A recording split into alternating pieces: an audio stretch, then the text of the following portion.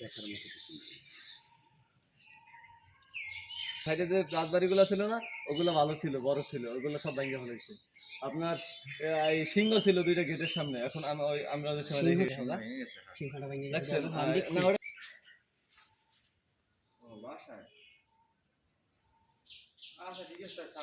বড়টা তো ভাঙ্গি ফেলেছে, পিছনেটা হলে আরো বড়।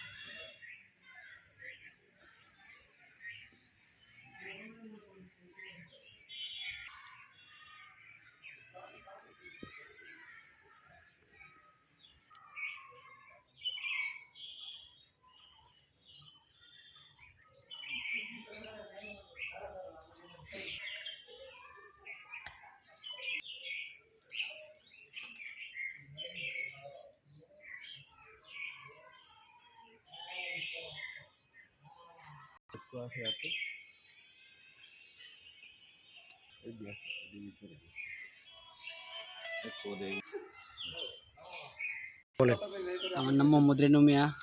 আসসালামু আলাইকুম সবাইকে। গরিপুর তারিপুর ময়মনসিংহ জেলা। আইসালাম জমিদার বাড়ি দেখতে। আইসা দেখি এখানে কিন্তু নাই, সরকারের দেখা সাক্ষাৎ করে না, কোনো খোঁজখবর লয় না। একটা পর্যটক বানাইতে পারতো, কোনোটাই লড়ছে না তারা। কারণটা জমিদার বাড়ির নাম শুনছি, শুই না এই জায়গায় আসলাম, আইসা তো কোনো কিছুই যখন নাই, আয় দেখলাম পরিবেশ ভালো না, মানুষ সরকার এক কাজ রাখে না। পর্যটক হইতো এই জায়গায়, একটা সুন্দর পরিবেশ হইতো। আসসালামু আলাইকুম, আমি ঢাকা মগবাজার থেকে আসছি। শুনছি কলসকাঠি রাজবাড়ির কথা অনেক, কিন্তু আইসা এই জায়গায় পরিত্যক্ত একটা বাড়ির মতো পড়ে আছে, মুসলমানরা বাস করে, কিন্তু ঘোরার মতো তেমন কিছুই দেখার নাই। কিন্তু সরকারের দৃষ্টিনন্দন থাকলে এই জায়গাটা পর্যটক জায়গা হিসেবে গড়ে উঠতো। বলে জি, আসসালামু আলাইকুম। আমি এনায়েত হোসেন মোল্লা, গণমাধ্যম কর্মী। অনেকবার এই বাকেরগঞ্জের জমিদার বাড়ি নিয়ে লেখালেখি করেছি, কিন্তু সরকারের কোনো টনকি লড়ছে না।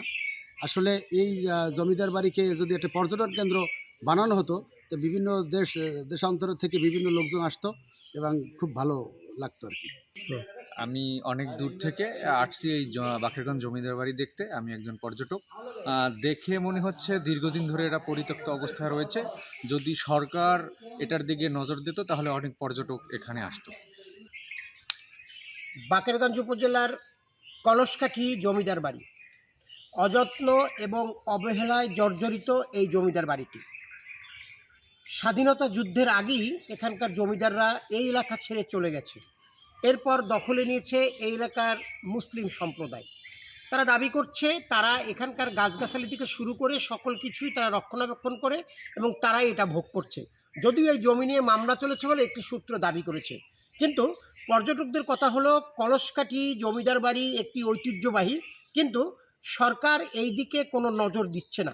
যদি সরকার এদিকে একটু নজর দিত এবং প্রত্নতত্ত্ব বিভাগ যদি এটিকে চমৎকার করে করতো, তাহলে এই এলাকায় পর্যটনের সংখ্যা বাড়তো। এটি যেমন বাকেরগঞ্জবাসীর দাবি, আমরাও তার সাথে একমত। এস এম নওরোজ হীরা, চ্যানেল এস, বাকেরগঞ্জ।